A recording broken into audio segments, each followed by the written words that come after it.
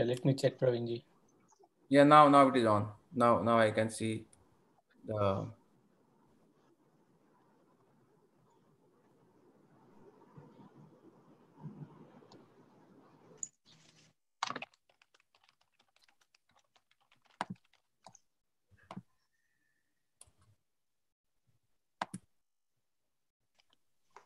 Yeah, I just have started the YouTube.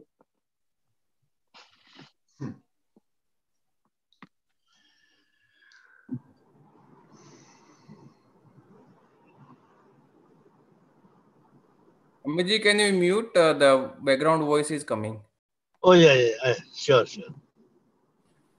My driving.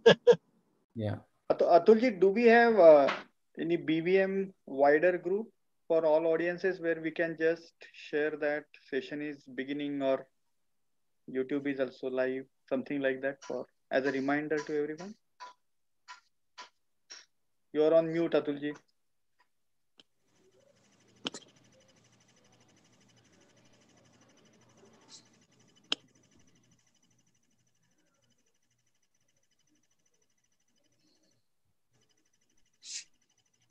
Ravinji, we don't have any wider group of all BVMs, right? Yeah, we don't have right now. Okay. We will afterwards.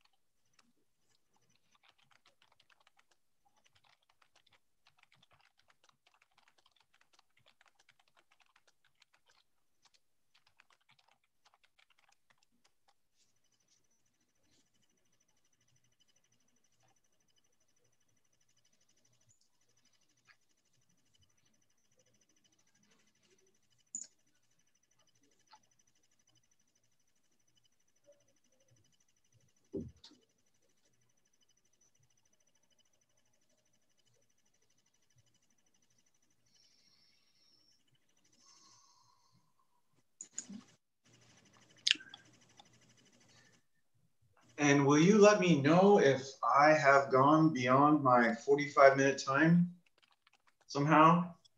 Like speak too long or too short? Just I hope it's okay. Someone jumps in. It is fine. 2 to 3, maybe up to 5 minutes also is fine. So you are up to okay. what? I'm sorry? If you go, let's say 45 to 50 minutes, that's fine. Okay. And then if we are, let's say, getting too late, then we will tell Ram Bhakta, maybe just like that, we'll just kind of remind you verbally. Sure.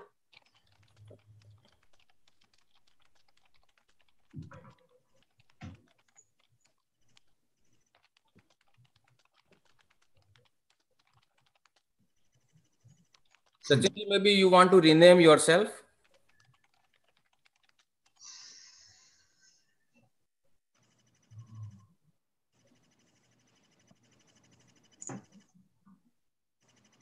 धन्यवाद प्रवीण जी.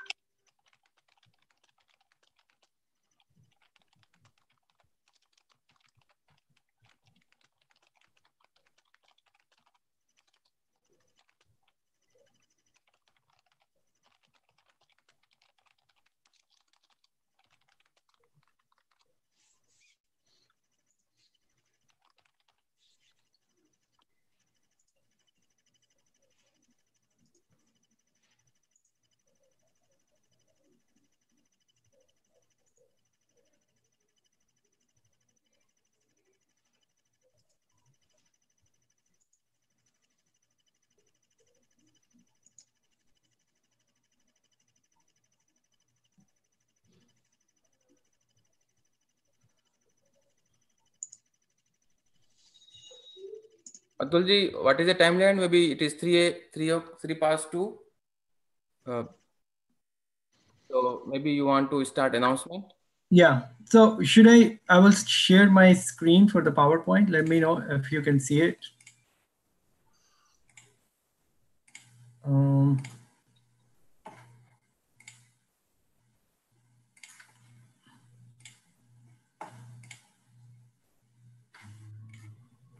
So you can see my screen, right? Yes. Yes. Okay. So let's start. So welcome everyone. And you can hear me okay, right? Yes. Okay. Welcome everyone to our monthly lecture series of Bharatiya Vichar Manch. During this COVID season, actually, we've been doing sometime 2 lectures per month, but we do 1 lecture a month. We started this forum in March of 2010. Our initially we used to do it in Cal State Fullerton, but then we switched locations, Sanatan Dharma Mandir, and then mostly last 3-4 years we've been doing it at Cerritos Library. The idea behind the mission statement is to promote dialogue about dharmic philosophy, culture, and traditions which can positively influence global thought and action. The guiding principles are the whole world is one family, truth is one, let everyone be happy. This forum basically, the speakers which we are inviting, they are very accomplished people, highly intellectual, sometimes businessmen or who have written, other time, lot of academicians, people who are activists, who have written books, who have done deep research about their subject. Most of our topics are India-centric or related to Dharma. We do have a YouTube channel. We try to post most of the videos on YouTube channel, but sometimes, if the speakers, they're reluctant, we don't. The idea behind this forum is that if, someone has a good idea and someone has time and they want to make a pet project, so these ideas just don't stay confined in the textbooks. People can do something about it. Our forum is totally free. We don't ask for donations. We get our support from HSS, and very dedicated group of volunteers are running this. We do have a sign up. Basically, if you want to, we maintain a mailing list. And if you want to sign up for our subscribers list, you can send us an email to bvmanchale@gmail.com, or there is a link in the flyer. You can directly add yourself through the sign up. I will show you a picture of some of our past speakers. This is actually a brief list. I mean, we haven't updated it in a long time, but Philip Goldberg, Swami Ishwarananda, Rajiv Malhotra, Subramaniam Swami. I mean, I'll just say a few names. I think with that, I'll keep it very brief. I'll invite Praveenji to introduce the speaker.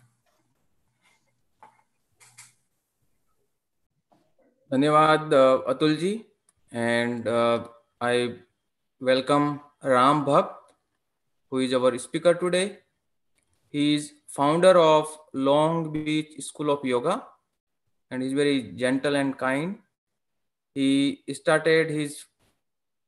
took his first yoga class at age of 25 to relieve from his back pain. And from then onwards, he never looked back. He basically continued his path on yoga and dharmic way of life. He eventually formed the school, Long Beach School of Yoga, and now he is a yoga trainer also. Basically, he trained the trainers. He went to various ashrams. So in beginning, he went to Yogville Ashram in Virginia to study the traditional way of yoga. And there he met with Dr. David Frowley, who also go by name Vamdev Shastri.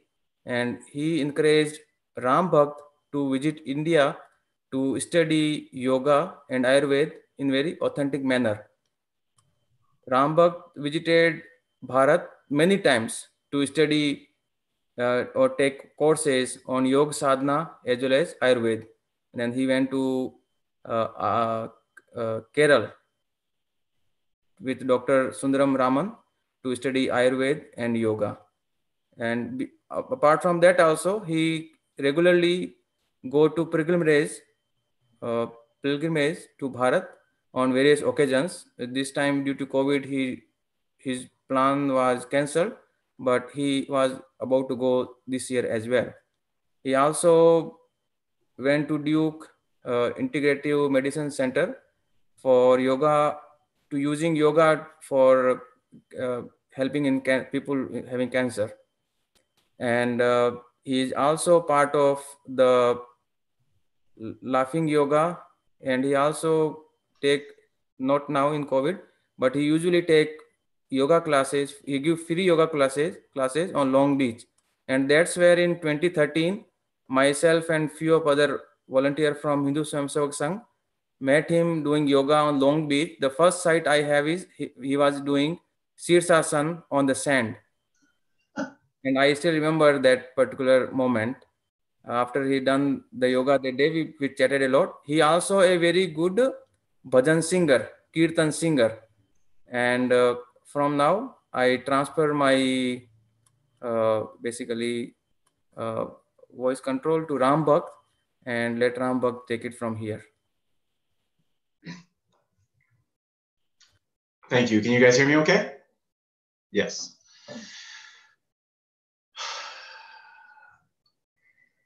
Thank you for that introduction. I forgot one more thing. Sorry about that.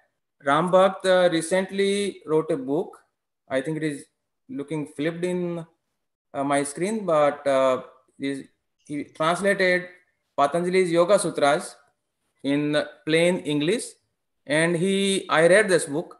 He basically took verse by verse and given applied logic that how you use this verse in your own practical life, and what yogasan or Ayurvedic principle is associated for our today's lifestyle. So this book is very simple to read for us, those who don't have detailed knowledge on Yoga Sutra. So I compliment him for this book also. And now again, wishing the best to Ram Bhakt on this book sale also. Thank you all. Thank you for inviting me to give this talk. If you don't mind, I'll start with a little chant. So.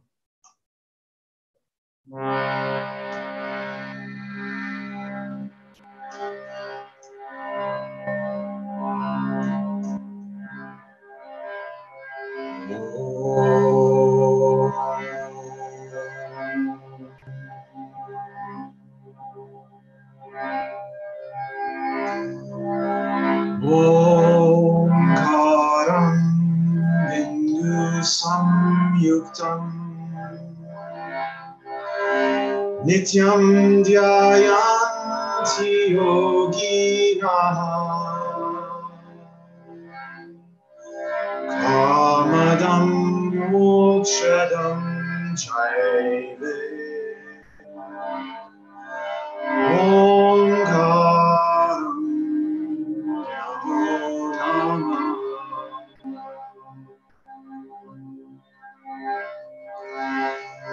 Om Guru Brahma Guru Vishnu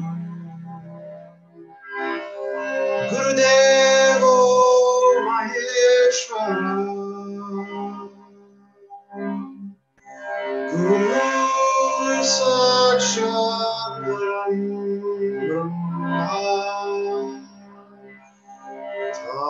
Tasmai Sri Gurave Namaha.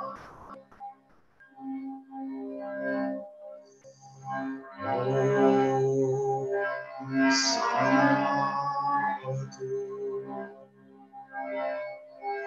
Sanam Bhaktu Saviram Bhavavahe Tejasvinavaditamastu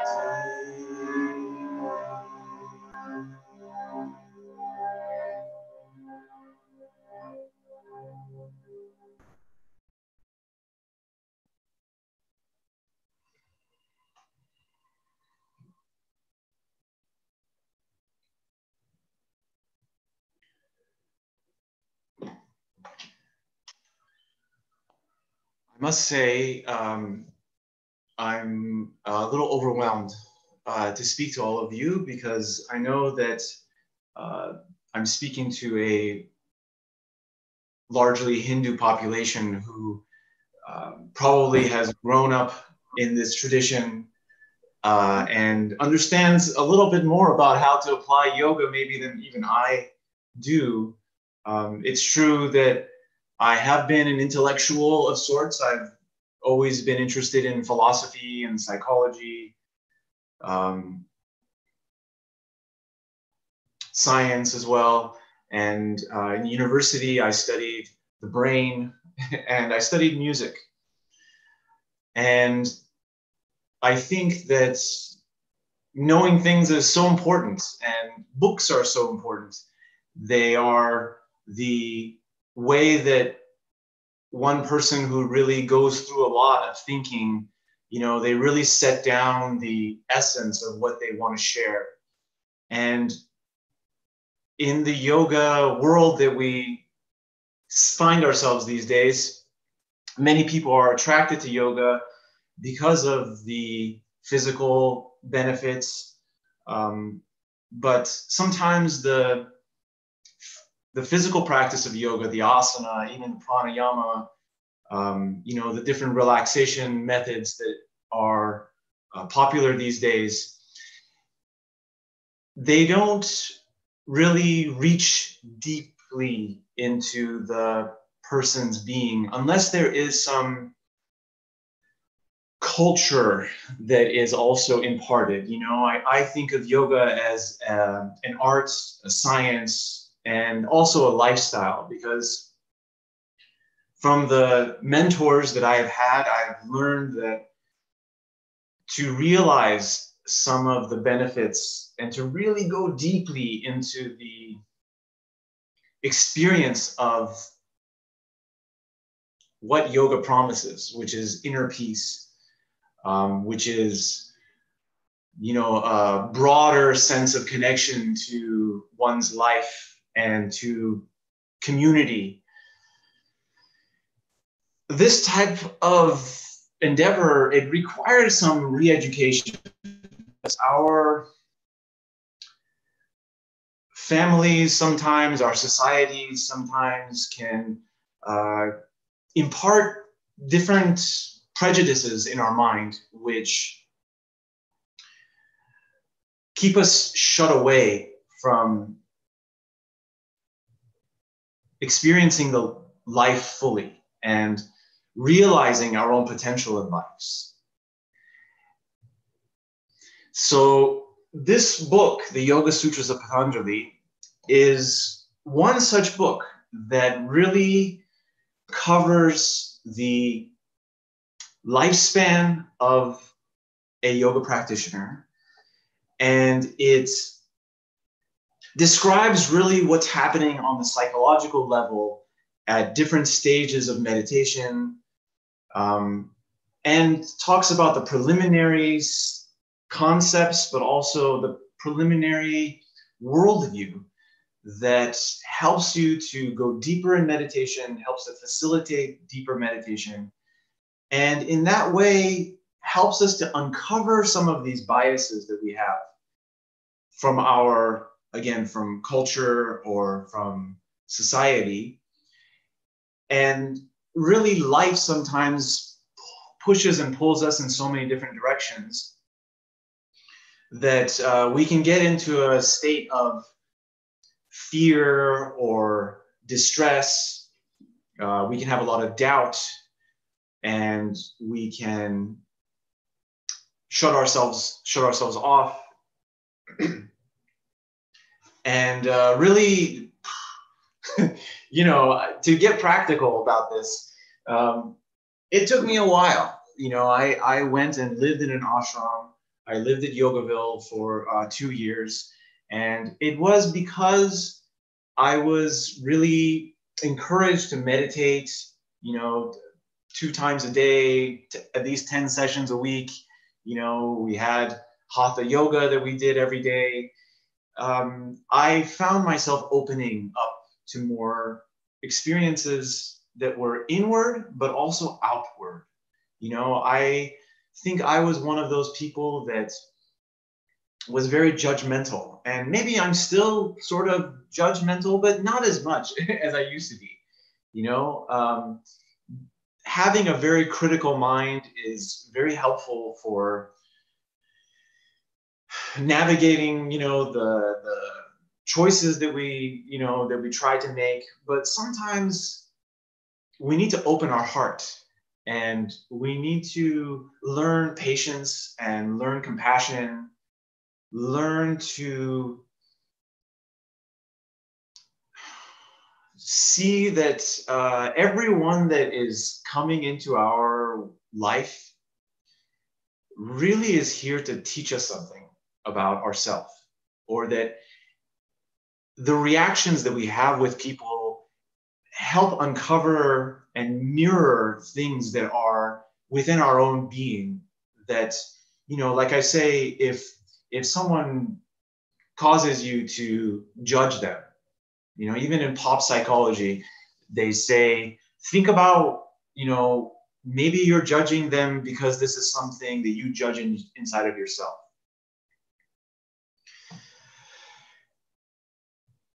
And the method to really uncovering these biases again is meditation.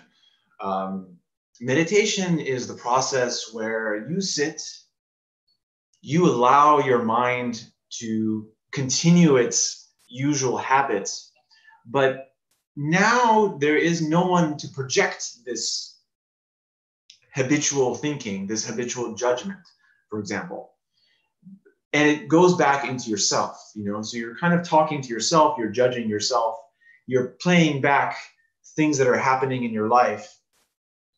Slowly, one starts to understand that this mind is not the real you. Inside of you, there is another witness that can see this mind constantly shifting and jumping into the past, into the future, into laziness, overactivity, you know, and these different judgments, for example. So by constantly observing the mind, by even in our waking state, we can sort of take the attitude of the witness. I can even say right now, you can close your eyes and you can imagine just hovering above your head, or hovering above in the sky, and looking down at yourself. You know, you realize that you are just a part, that we are all just a part of this big lila, you know, this big drama of life. And it's like one person is sitting here. When I sit and think about myself, there's a contraction of the realization of where I actually am in the ecosystem, you know, or where I actually am in the bigger scheme of things. So the attitude of the witness, or this practice of meditation, what it does is it basically retrains your mind. It changes the mind from going into unhealthy states. You know, you will sit in meditation and you will understand how your mind is jumping into the future, or how the mind jumps into the past. Eventually you realize, oh my gosh, I can't do anything about the future right now, you know, or I keep thinking these same thoughts over and over again. What is the point? Or if I think about the past, again, it's something that I can't do anything about. So this mind is constantly jumping into the future or jumping into the past. It's hardly ever in the present. And it's always fluctuating like this. So in the yogic, really the crux of the yogic accomplishment, a simple way of saying what is different between a yogi and the average untrained mind, is that the yogi is present. Their mind is focused, it's clear of prejudice, and it is productive in that way. So it is efficient like that. We have this mind that's very good at planning the future, and we have a great mind for reminiscing about the past and learning from the past. Planning for the future and learning from the past are excellent uses for the mind. That's what the mind is there for, along with other things, like self-preservation, I guess. But the thing is that it's not always necessary to think so much. If you ever drive for long periods of time, you'll notice that at a certain point you can just drive and not think. Or if you ever exercise, or when you go for long walks, maybe you start with thinking a lot, but then eventually you realize, okay, what if I just breathe? If I breathe without thinking, do I still exist? Do I have to think all the time? So really, the yogi is seeking a state of no mind, or a mind which is able to turn off when you don't need it and able to turn on when you do need it. Okay, so this mind, which becomes unlike, before maybe the mind was the enemy. The mind was always, in my case, the mind was always thinking about the future or thinking about the past. After practice and being conscious of what choices we're making, after being noticing these patterns in the mind, what is it that I do that makes my mind lazy? What is it that I do which makes my mind overactive? What are the thoughts that, or thinking that I have in my mind which I realize is not really helping me? Through practice, through satsang, through listening to speakers, to talk about these spiritual truths. And, we use inspiration a lot.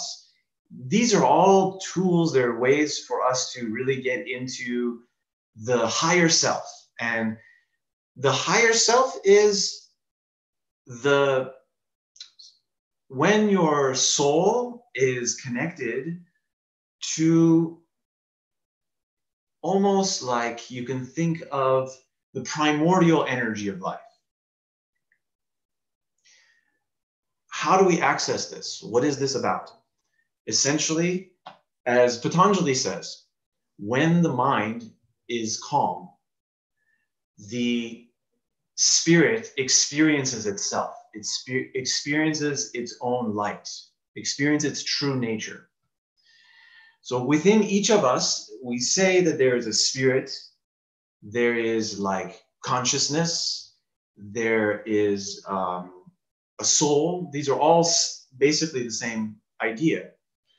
This soul can access knowledge. It can access more subtle and profound levels of energy. And it can really help you function spontaneously in the world.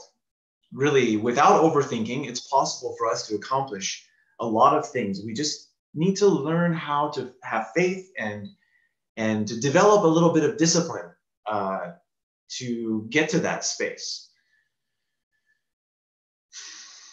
For example, maybe I was overthinking a lot about how to give this talk, but I realize now that you know, you guys want to hear some practical things. And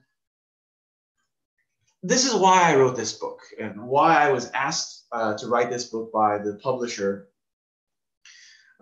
Originally, I was a company came to me and they asked me to do a translation and commentary on the Yoga Sutras.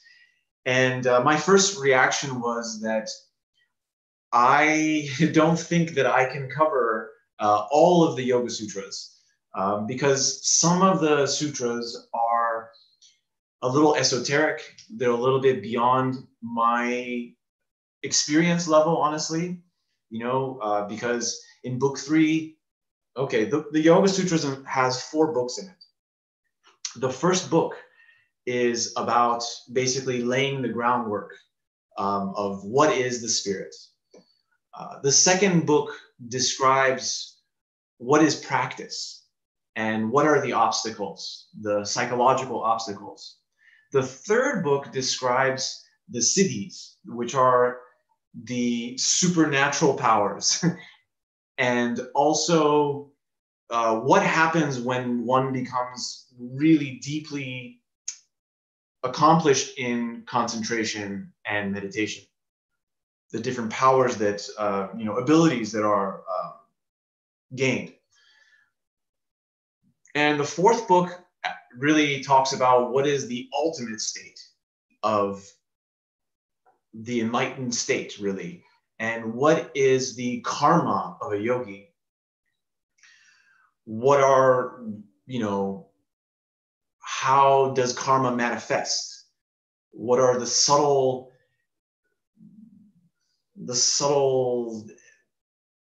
seeds which are the root of our life, of our existence, and what happens when these seeds are burned off, the samskaras that we call, and it's a lot to really try to explain all at once, but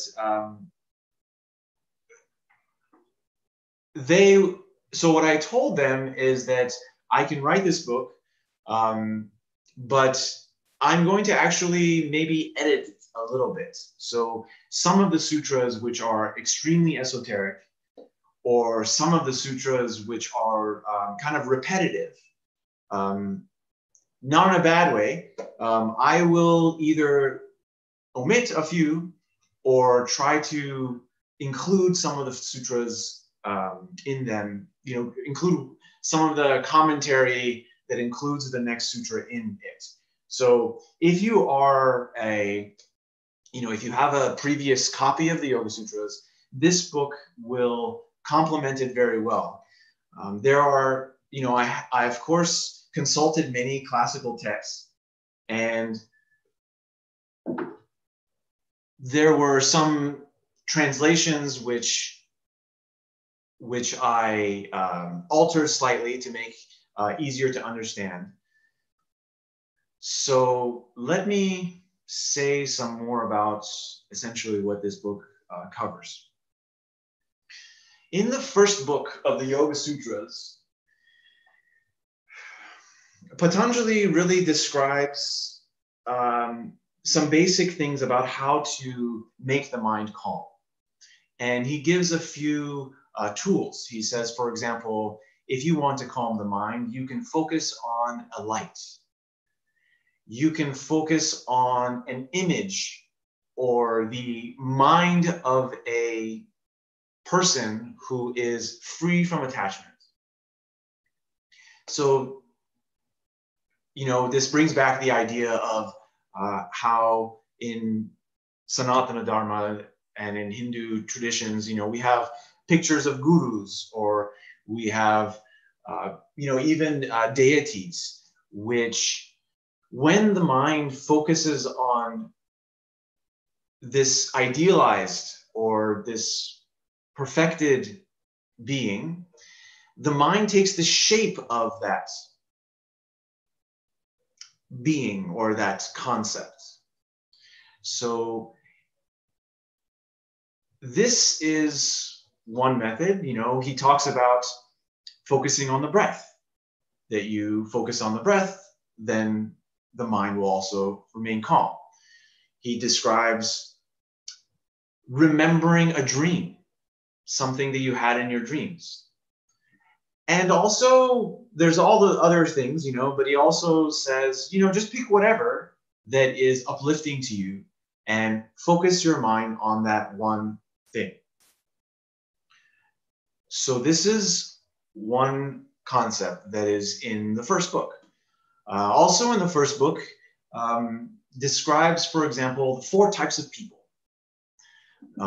Patanjali says that there are 4 types of people. There is happy people, there's sad people, there's virtuous people, and there's non-virtuous people. You know, some translations say happy, sad, good, and bad. Now, I don't really think that there are bad people in this world. I think that we all come from a beautiful place, and that really when we purify, when we come to know the grace that we are really a part of, this human existence, that goodness will express itself actually. But let me just say quickly what Patanjali recommends. He says that when you see somebody who's happy, you know, sometimes we see people who are happy and we think to ourselves, how come I'm not happy? You know, we get jealous. But that doesn't really help with anything, right? Sometimes, yeah. So Patanjali says that when you see someone who's happy, be happy with them, right? Share in their happiness. And I mentioned in the book, you know, maybe they can teach you something. So when you see somebody who's happy, don't be jealous. Don't compare yourself to them. Try to find out how they became so happy. Then he talks about people who are sad. And, you know, people are sad for various reasons. And sometimes we have the tendency to feel like we are superior to them, or we ignore them. And Patanjali says that when you see somebody who is sad, it's better to have compassion and maybe help them as much as you can. The third type of person that he describes is a person who is virtuous. So people who are, for example, monks and swamis, you know, people who are really devoted to the spiritual path. Sometimes we think that, you know, when somebody becomes a monk or somebody becomes a swami, that they are dropouts, you know, like they didn't, you know, they're not going through all the difficulties of life. But really, a better approach is to seek their blessing, you know, ask for, you know, some wisdom, not to judge. And the fourth type of person, which some translations describe as evil, but I describe as non-virtuous. These types of people are, you know, like somebody who really just is a bad person. They hurt you. They hurt other people. They cheat and they steal and they lie. Patanjali says that in order for you to maintain your inner peace, it's best to just ignore them. So this is just one practical thing about book 1. Book 1 also describes different types of samadhi and introduces samadhi itself. So samadhi is a topic, is a subject which, you know, I had to read a lot about it to really get a clear understanding. You know, samadhi is a wonderful idea. It says that your mind can become so clear that when you focus on something for an extended period of time, the knowledge of that thing comes to you.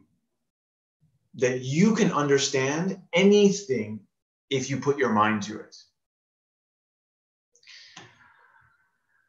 How does anyone understand anything? Where do things come from? They come from minds. They come from, we have these engineers and we have these creators in the world. We have mathematicians. They sit and they think only about one problem for a long period of time, and somehow the answer is revealed, right? And in a way, the yoga practice is also, well, I should say that this Raja yoga practice, the yoga that's taught in Patanjali is the yoga of concentration, meditation, but also the full idea of surrender and love. All those things are in Patanjali.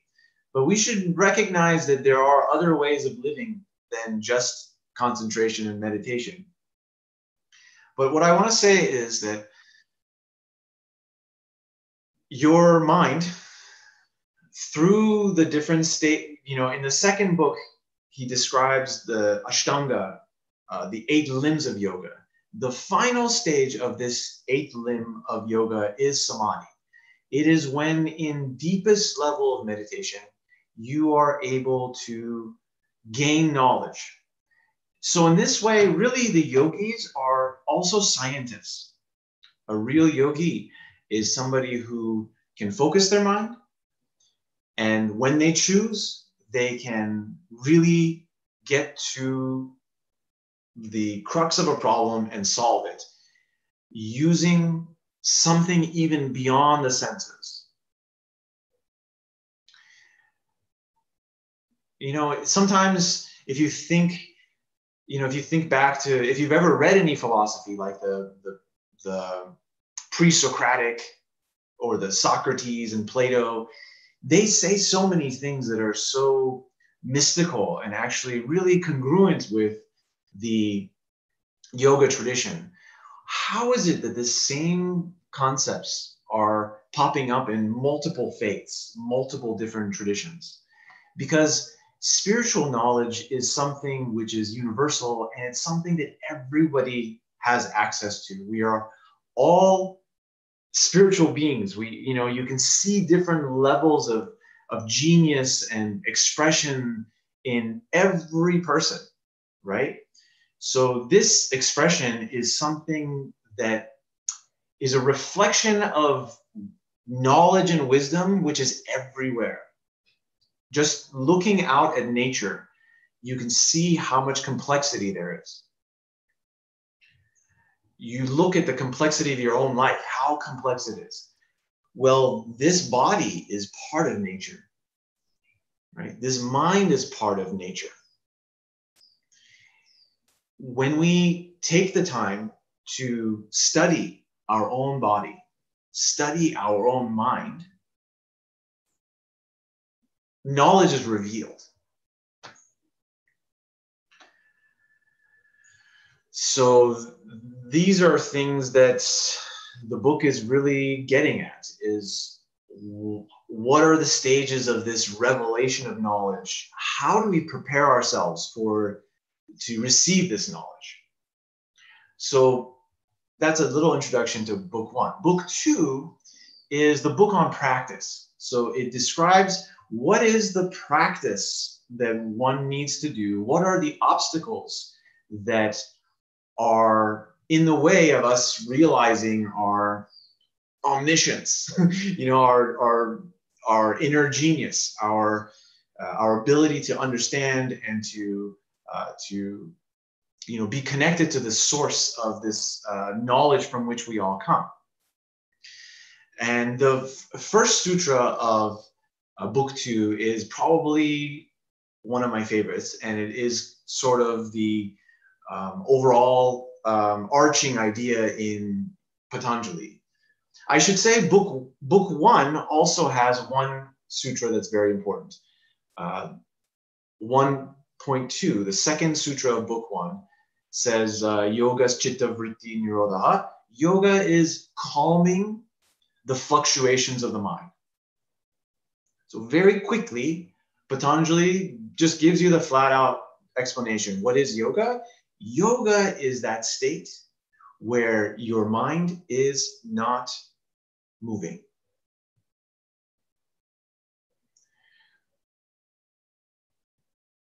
So the practice is to keep this mind still and to allow, our own insights to how to live our life, how to manage our minds, to see that it actually reveals on its own through the practice of meditation. So in book 2, Patanjali describes Kriya Yoga. And Kriya Yoga is, by his definition, it's a combination of 3 things. It's tapas, svadhyaya, and ishvara pranidhana. So tapas is like discipline. It also means heat. So, if you don't mind, how about I read you what I wrote? So I can give you a little flavor for how this book works. And I just want to say one thing really quick. People who are watching videos of spiritual talks and videos about the Dharma, the idea is that you, again, like I said, there's a speaker, there's ideas that are coming across, and we're just using language to maybe modulate a little bit to teach each other one little thing that might change our way of thinking.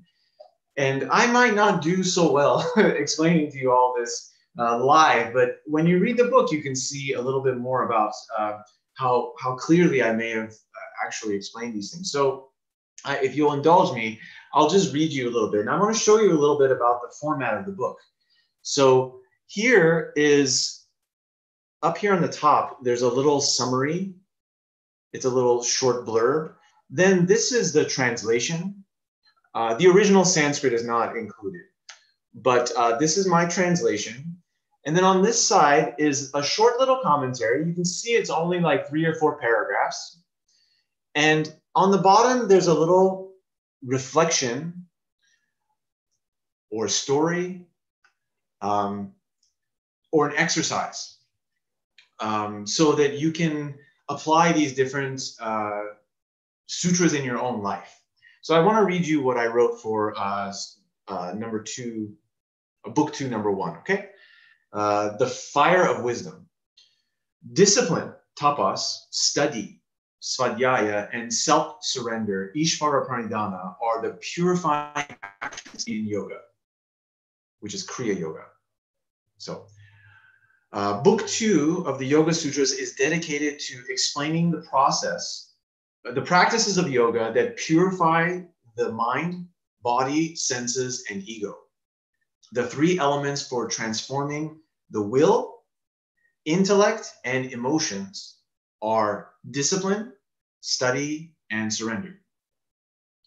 Tapas is developed by making any strong resolution and sticking to it. For example, when you sit still for a long period of time, a friction is created between the stillness and the habitual movements of the mind and body. This creates a psychic heat, which is also called tapas.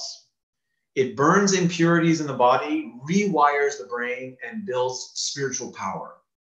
In order to know any process, svadhyaya, study, is essential. You should study traditional texts and learn yoga mantras to be inspired and to redirect your thoughts. There are great yogis, however, who never read a book. Study your own life. Study of your own life and mind is also svadhyaya. Ishvara pranidhana is a realization that you are part of the wider universe and that you cannot control everything. It is also translated as surrender to God. Yogis remain humble and know that they are connected to others and cannot accomplish everything by themselves. Exercise. The next time you experience physical or psychological pain, Surrender to the experience, learn from it, and allow it to make you stronger. So this, for example, can really give another insight into what is a yogi. What are the qualities? What are the strengths of a yogi? A yogi is somebody who takes challenges head on. In fact, you can see the yogis who stretch their bodies in all these different positions. It's kind of crazy. Like, you know, we try to find pain and unlock and bring ourselves into discomfort just to explore where our own holding is. And sitting with that discomfort, you know, in certain yoga asanas, it's not that every asana needs to be uncomfortable, but there is a certain purification that happens by feeling some extremes, right? That's how any system grows, by experiencing extremes. You know, you will never know, you know, how to overcome the fear of death until maybe you stand on the edge of a bridge and look down. You won't know how strong you can be unless you really push into your muscles and make them grow. So tapas is this idea that, you know, yes, somebody asks you to sit still and you feel a little pain in your body. Try to ignore it for a little bit. See if it maybe changes or goes away. Or maybe you decide to fast for a day or a couple of days. You know, what happens when you wake up in the morning and you're used to having breakfast and you feel this sort of hunger? You know, what if you just drink some water?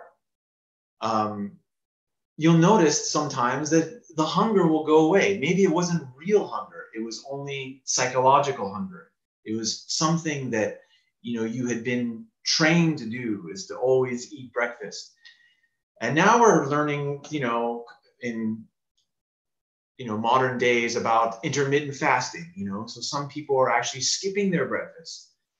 It may not be ideal for everyone, but there is a whole new set of energy and, you know, a untapped clarity that comes from a nice empty stomach. But it takes a little bit of reprogramming. It takes a little bit of discomfort to get into that new state, a new metabolic state. So this is tapas. You know, you see yogis doing weird things. Know that they are doing it because they're trying to grow. They're trying to expand, you know, and get out of their comfort zone. Svadhyaya is this idea of studying again. And, you know, we have texts like the Yoga Sutras. You know, we have these mantras that you can learn and you can study so that you can practice your language skills, so that you can learn from other people. Learning is such an important thing. You know, I was the youngest in my family, so I got to watch everybody ahead of me, you know, what kind of choices they made. You know, I got to see my immediate family and all of my other cousins and siblings. And it's always, it's so important. I don't know, you know, many people don't really like to sit and listen to their grandparents, but I always did. And I've always sought knowledge and wisdom because I found that it helped me make choices that were the best for me. So studying, being inspired by textbooks, and, you know, you can read the Gita or the Ramayana, or, you know, any book that even is outside of the Hindu tradition, any textbook, not, you know, science fiction, I mean, nonfiction books are always just there for us to improve ourselves, to understand how to better manage our life. So the yogi definitely studies. Either they study textbooks or they study their own life. Life itself is a university. It's here to teach us, you know, So we get pushed around. You'll notice in your life sometimes how synchronicity happens. You know, you think about something and then in your life someone comes and teaches you that lesson, or you get challenged in a certain way. So there's this magic to life which is really pushing us to these different realizations, actually, our own spiritual awakening. And again, the last one of these three, the Kriya Yoga, was Ishvara Pranidhana, which means surrender. Surrender to the wider universe, you know, surrender to the creation. And this is basically the idea of having faith as well in this process. To know that all the challenges that we're giving in our life is within our ability to manage. Even those things which seem very unmanageable, you know, due to our karma, is still, you have no choice but to work through it. And keeping this idea that life is not a prison, but it is an opportunity for growth, is also how I translate Ishvara Pranidhana. So the other thing that I want to really mention important about book 2 is that this is where the kleshas are described, the 5 kleshas. The 5 kleshas are obstacles, but they are kind of like very deep-seated psychological ignorances, forms of ignorance. And the first one is basically not knowing our own spiritual nature. The second one is to overly identify with the body and the mind, egoism. The third one is attachment. The fourth one is repulsion. And the fifth is the fear of death, or the clinging to life. The kleshas are so important because it is thought that through meditation, these 5 primordial misunderstandings are what we're working out of our system. Not knowing our spiritual nature is the root of all of this. Knowing your spiritual nature means that you are a spirit that has taken a birth, and that you are here to realize your spiritual nature, and that every moment you can reset your mind to be back in the present moment. The present moment is, again, where this spirit is actually shining, but we just don't know it. As soon as the mind becomes still, you know, I describe in the book, you know, if you watch a sunset, there's a moment where you feel this amazing experience, like, wow, life is so amazing. It's brilliant. I'm so grateful to be here, you know? But then you're sitting in your car, someone cuts you off, and then you start yelling at them, you know? And so now suddenly life is horrible. Which is it? Either life is a magical, brilliant experience, or is it something where you have to be so in fear and angry and reactive to everything? So this misunderstanding that every moment we should reset in the back of our mind, we should have this witnessing consciousness, this witness. If we understand that we can witness what's happening, then we can manage what's going on. The second klesha, which is about egoism, it's about, you know, when we look down at our body, our awareness collapses into this finite space. So this ego you know, who I am, my sex, you know, my age, how I look. This way of sort of identification of yourself with what you carry, what we've accumulated, you know, on the physical dimension. This egoism, you see, it's not always there. It's not constant. You know, when I'm having this conversation, for example, right now, do I think about where I was born, or whether I'm, you know, chubby or fat today, or how I look? Not always, not necessarily. There is also just words coming out of my mouth, not connected to a finite being. You know, so when we're engaged completely with what's going on around us, we kind of let go of that ego story. The ego comes and goes. The next two of the kleshas, attachment and repulsion, are what happens when we overly identify with this body. When you really start to identify with the body, then you start to think about what you like, and you get attached to that thing that you like, and then you're afraid of losing it, and you know, you hate the things that make you uncomfortable. This state of like having so many opinions also closes us off to different experiences.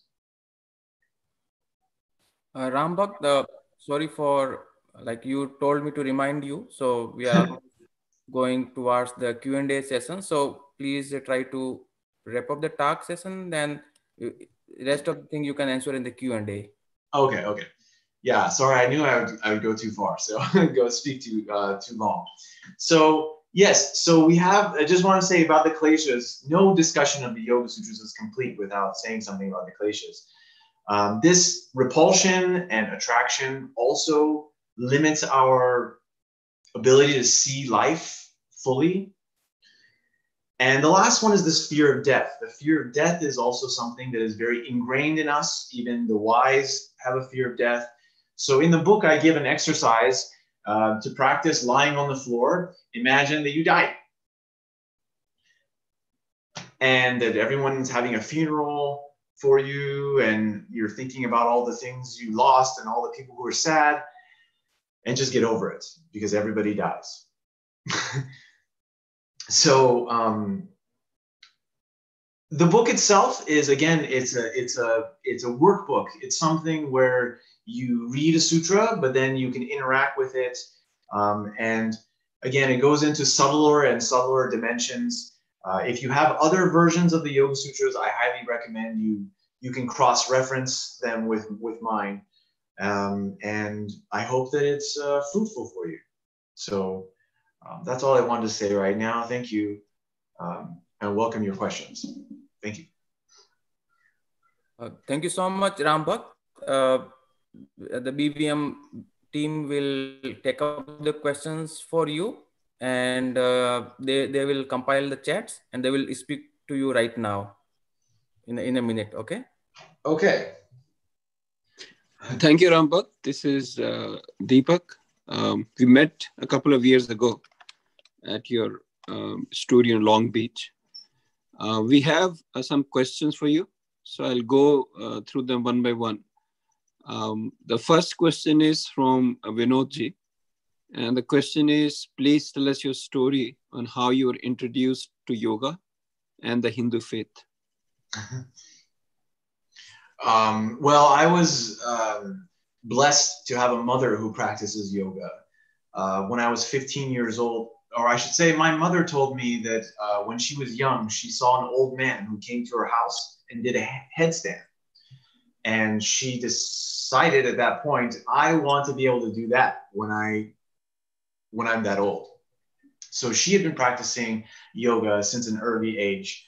And when I was 15 years old, I walked into the room and I saw her practicing yoga out of a book, and she showed me. And subsequently, I practiced with her for about 30 days. Or I used this book and I practiced with her. I'm sorry, I practiced alone. And then I didn't really do much yoga for a while, the hatha practice. But when I was 25 years old, I hurt my back, and she told me to start practicing again. And I started to do the yoga, and I would just, I was hooked into the physical practice, and I was kind of competitive about my flexibility. So I would practice all the time. And about 2 years into it, she said, "Why don't you do a teacher training? I'll pay for it." And that's kind of when I decided I wanted to, that maybe I should just go a little bit deeper. And in our teacher training course, we used the Yoga Sutras of Patanjali. We used this one, Swami Satchidananda's version. And I remember when I finished this book, I had this sort of expansive experience in my being, like an altered state. And so I kind of looked in the back, and I was like, wow, who is this Swami Satchidananda? And I found Yogaville Ashram, and I went there, and I did their living yoga training program. It was a 1-month program. And at the end of this training program, David Frawley came to Yogaville, and he was doing a workshop for yoga and Ayurveda for yoga teachers.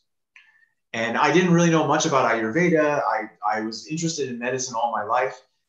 So I decided to take this training, and I was really impressed by how he taught. He just, wrote a Sanskrit word on the board and described all these things, and about what I was experiencing in the ashram, about life and meditation and how to heal the senses and the mind. And he said, if you want to learn more, you really got to go to India. So I went to India, and, when I was in India, I met this young boy, Ritesh, who took me into this home, and he took me to the temple. He introduced me to his family guru, sadhu in town, who initiated me as well. And that's where I got my name. Well, actually, the name I was given is different from Rambakt.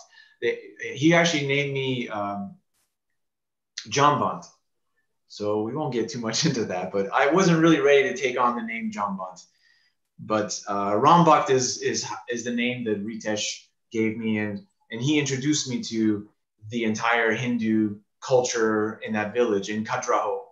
So I lived there for 3 months at a time, and I kept going back, studying with other teachers. I studied Kalari Payut, I studied Ayurveda, and I continue to study Ayurveda, on subsequent trips. It was really because of David Frawley that I learned that there was so much depth to the tradition, and so much logic, really, that logic and illogic that I was curious to learn more about.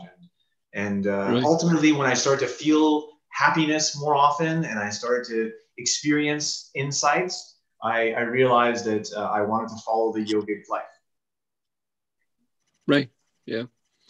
Yeah. There are a lot of people who start yoga primarily for their backs. Even I did the same thing. And they just, because it becomes a habit, you get a lot of other benefits as well. Next question I have is from Tripati ji. Does the latest Yoga Sutra book summarize your first 3 books and then build on it further? I'm sorry, can you repeat the question?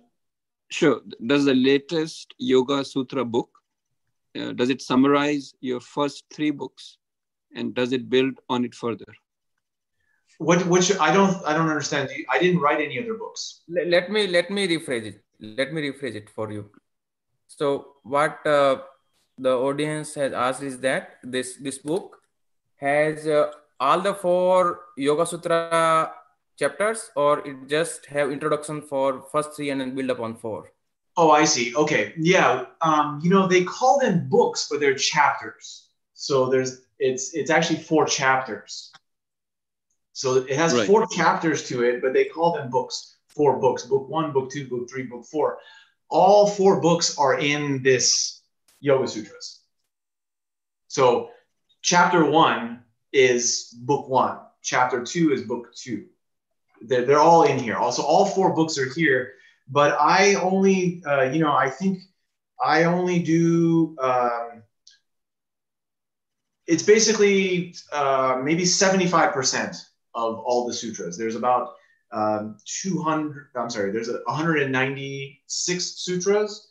And I think I do a treatment of, gosh, I can't even remember. I think maybe like 25 in book 1, 25 in book 2, 15 in book 3, and then 15 in book 4.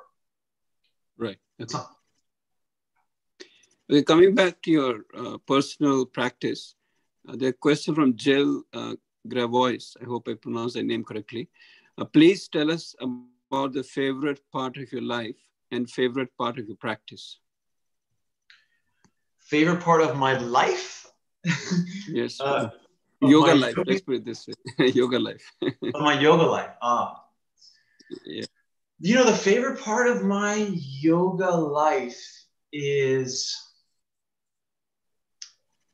being able to help other people, is to notice certain patterns when my students come to me, or even my friends and families. I notice certain patterns, and there are things that I have gone through, and, like, for example, reading books like this, these primordial ignorances, these shifts in perspective, which I sometimes share with people, I see they sort of light up, or I see them a little bit confused or jarred. So I'm always correcting my friends. Sometimes I should stop more, but really being a teacher is the thing that being a student feeds my teaching capacity.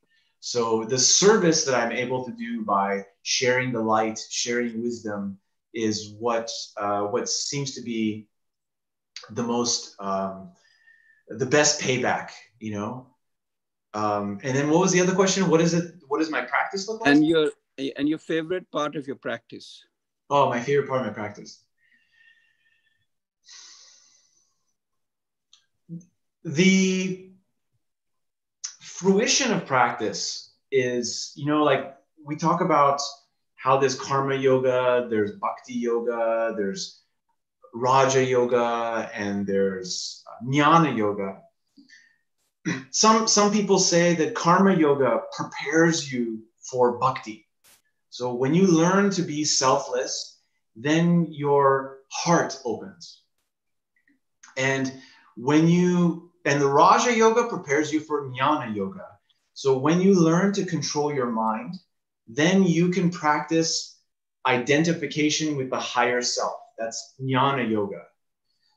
So identification with the higher self is an immediate step. The identification with spirit is an immediate thing. So every moment I can practice jnana. I can practice letting go. I can practice refreshing my mind. So jnana and bhakti are the culmination. They say that when you can perfect either jnana, which is ultimate wisdom, that I am a spiritual being, and then bhakti comes. So when you understand yourself, when you understand spirit, then compassion and love is the byproduct. Also, when you perfect love, then wisdom comes as well. So if I had to answer in as humble as possible, the fruition for me and the experiences that I have, when I see the love, when I look out, my primary emotion is openness, is compassion, is allowing, love, or feeling of positive energy, positive emotion. That's probably my favorite aspect. But the other aspect is the aspect of not getting caught up in my own head, the ability to transcend through just thought power. Right. Those are my two favorites. Okay, thank you. One of the things that all of us have seen in the last few years is sprouting of lots and lots of yoga studios across the whole world, in fact, and of course in California. The question here from Tripati ji, which is, in your opinion, what is missing from today's popular culture yoga classes? You get to see these different types of yoga. Some are done in high heat.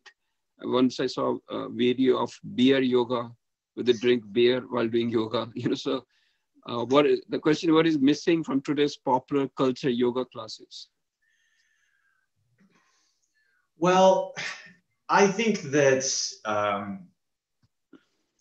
any yoga is better than no yoga. If I really let myself get too caught up or judgmental or worried about how I see yoga being changed and modified, yeah, it did bother me for a long time, because I had the privilege of being taught in a traditional way and from the traditional angles, basically. And yeah, I mean, if you're going to drink alcohol and try to steady your mind, you're not going to be very successful. Many of the other types of yoga, yoga with cats and yoga with dogs or yoga in a hot room, these all have some kind of benefits. I guess people feel more relaxed when they're with their animals, or they feel like they can stretch more deeply when they're in a hot room.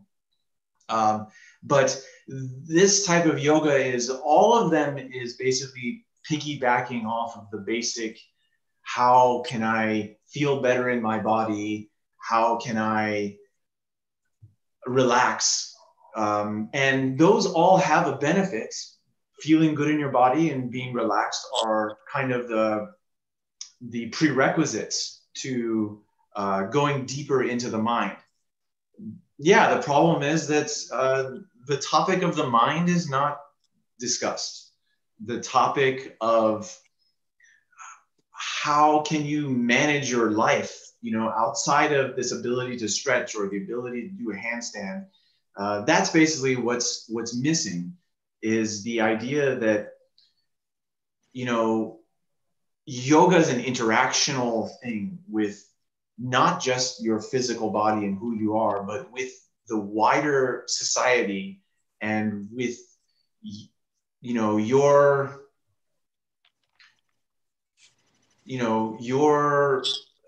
relationship with nature, relationship with the laws of Dharma. Do you lie? Do you steal? Do you exaggerate? Do you gossip? I mean, these things are the habits which are really not going to make you happy. So regardless of whether you can do certain stretches and things like that, yeah, you're not going to gain the deeper soul and inner peace, unless you start to study a little bit more about, the tradition and the teachings that are reflective of lifestyle. So that's what's missing, I think, is just lifestyle and essentially the removal of Sanskrit from the teachings is a shame, because Sanskrit language is so technical and it describes so many subtleties of life that are hard to translate in English.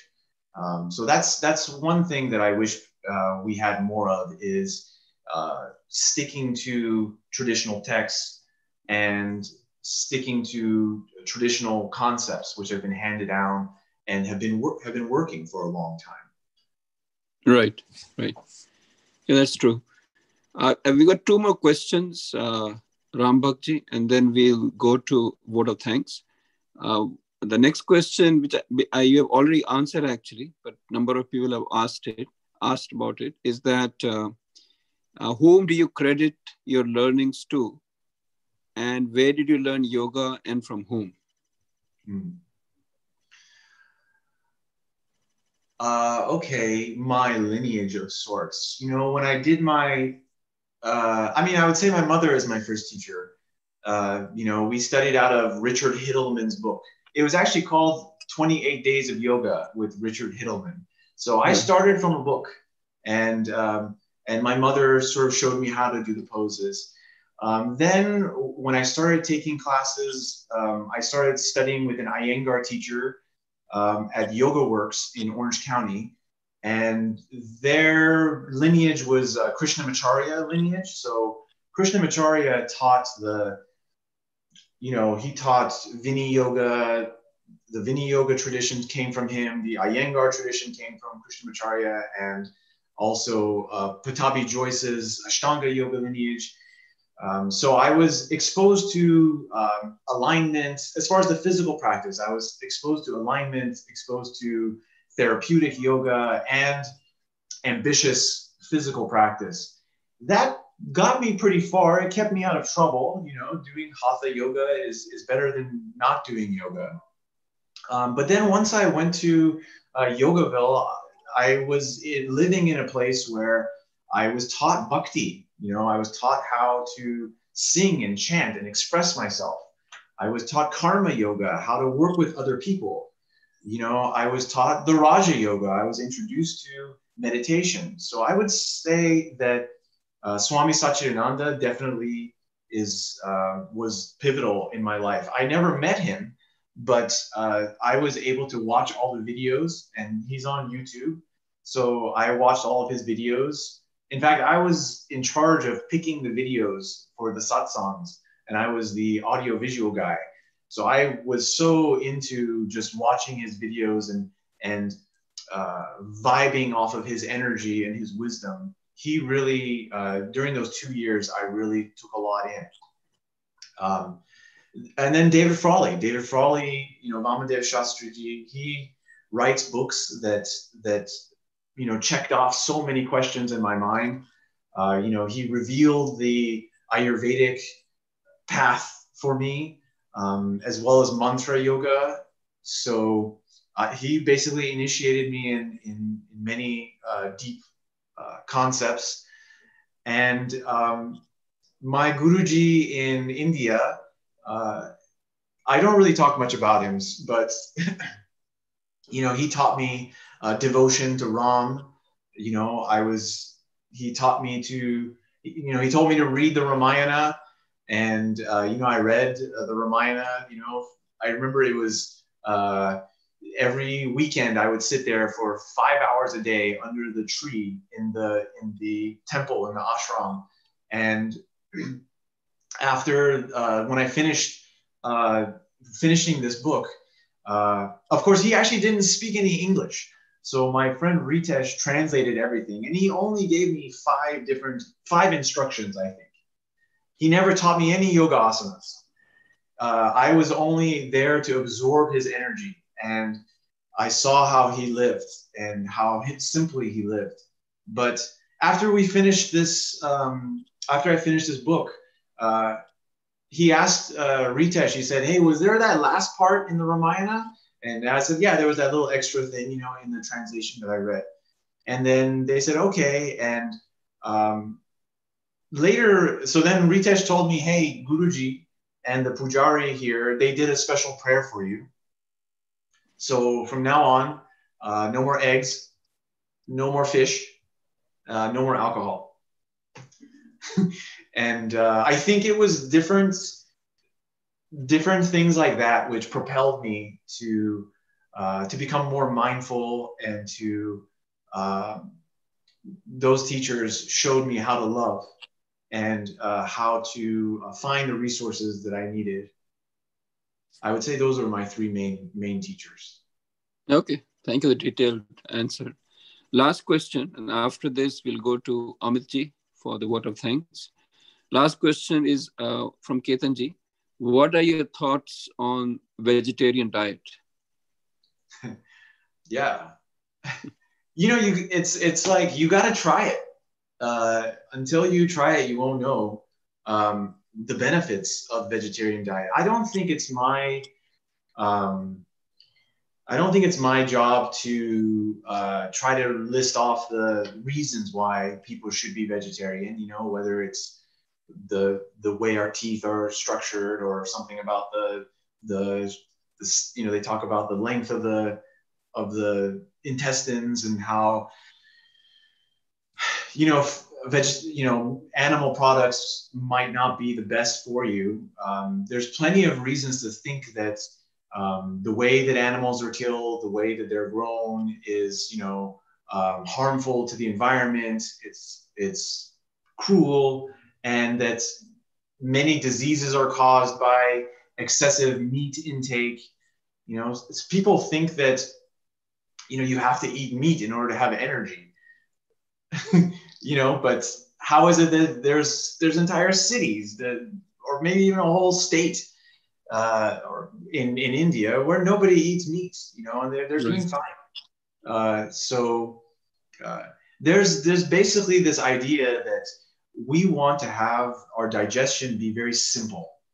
So the more simple the food is that you eat, then the more quickly the stomach is emptied. And when the stomach is empty, your mind works better. So when you eat heavy foods or difficult to digest, complex meat products, then the idea is that this meat can putrefy inside the intestines. If it doesn't move out of your system correctly, it creates what we say in Ayurveda, ama, you know, which is undigested food essence. So if your digestion is weak, you know, you'll definitely experience lower energy. You know, there's, I think, cancers and things like that, heart disease is all linked to meat consumption, excessive meat consumption. So, you know, it's all, what did they say? It's all in the fruit is in the pudding, you know, like once you try becoming a vegetarian for a week, you know, or 3 or 4 days, you'll notice a clarity in your mind and more energy. And that's probably the best way that I would introduce anyone to it. Right. Okay. Thank you. Thank you, Ram Bhakti. Amitji, please go ahead. Thank you. Namaste. Dhanyavad Ram Bhakti ji. It was a delight to listen to you and very informative lecture. Hopefully we'll meet in person sometime soon. Thank you all who joined this. And I would like also to announce the next lecture, which is on December 6th. It is on Gau Seva equals to Rashtra Seva for Atmanirbhar Bharat and the role of NRIs. And the lecture speakers are Dr. Vallabhbhai Kathiria ji, who is the chairman of National Cow Commission, which is Rashtriya Kamadhenu Ayog, and Shri Ajit Prasad Mahapatra ji, who is Akhil Bharatiya Sahasanyojak, Gau Seva Vibhag of Rashtriya Swayamsevak Sangha. And I would like everyone to attend that lecture. It will be very informative too. Once again, Dhanyavad Ram Bhakti ji and Dhanyavad all. Ram Ram. Ram. Jai Shri Ram, Ram Bhakt. Jai Shri Ram. See you soon.